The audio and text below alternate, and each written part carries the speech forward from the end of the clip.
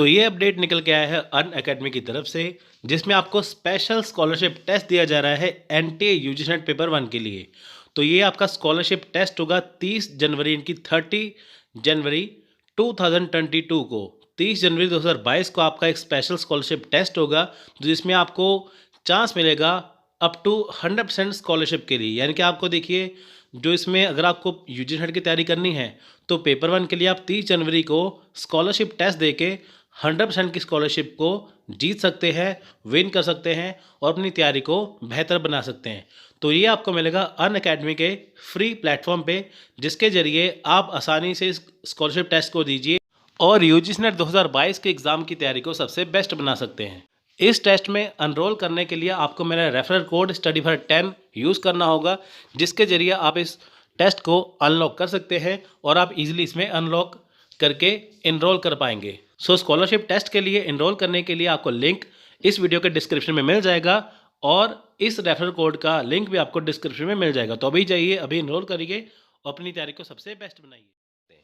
देखिए, सबसे पहले हेडलाइन पढ़िए। यहाँ पे लिखा है यूजीसी ने लिए बड़े फैसले, पीएचडी दाखिले के लिए अब नेट और यूजी पीजी के लिए सीईटी ज़रूरी।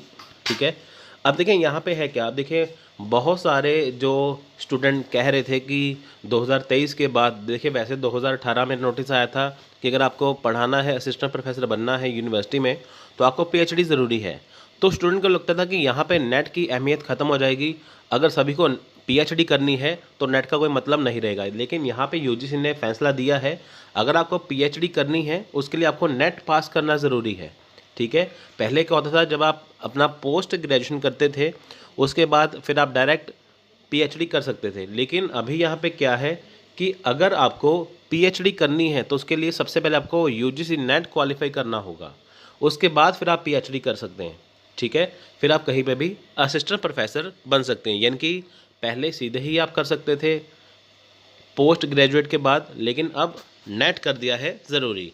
और इसके लिए अगर आपको अंडर ग्रेजुएट या पोस्ट ग्रेजुएट होना है, अगर आपको जैसे बीए एमए करनी है, बीकॉम करनी है ना, एमकॉम करनी है, कुछ भी अगर आपको ग्रेजुएशन या पोस्ट ग्रेजुएशन करनी है, उसके लिए सीईटी ज़रूरी है। ठीक है, जिसके माध्यम से आप कहीं पे एडमिशन ले सकते हैं। तो देखिए, पूरी खबर पढ़ते हैं। यहाँ पे देखिए, आप पढ़ सकते हैं, यूजीसी ने पीएचडी दाखिले के लिए राष्ट्रीय परीक्षा यानी नेट परीक्षा उत्तीर्ण ज़रूरी कर दिया है। साथ ही इन केंद्रीय सहायता प्राप्त उच्च शिक्षा संस्थानों में विभिन्न स्नातक और परास्नातक पाठ्यक्रमों में दाखिला सामान्य प्रवेश यानी सीईटी के माध्यम के लिए ज़रूरी निर्देश दिए हैं।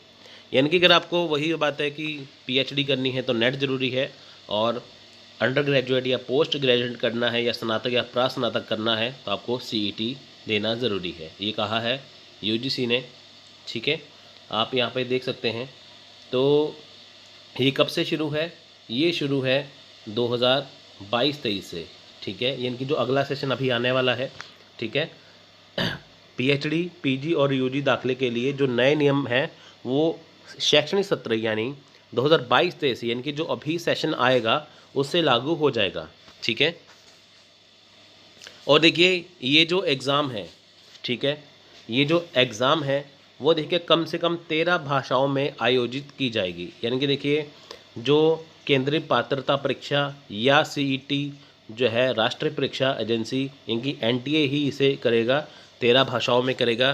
प्रवेश के लिए देखिए, यहाँ पे आपके सीईटी स्कोर पर विचार करने के लिए निजी और अन्य डीम्ड विश्वविद्यालयों को भी यूजीसी से सुझाव दिए। यानी कि देखिए, ये डिसाइड किया गया है, जो प्रवेश परीक्षा है ना सीईटी की, उसके लिए डिसाइड किया गया है डीम्ड भी यूनिवर्सिटी ने भी, और जो प्राइवेट कॉलेज है या यूनिवर्सिटी है उन्होंने भी डिसाइड किया है कि ये सीईटी ज़रूरी है।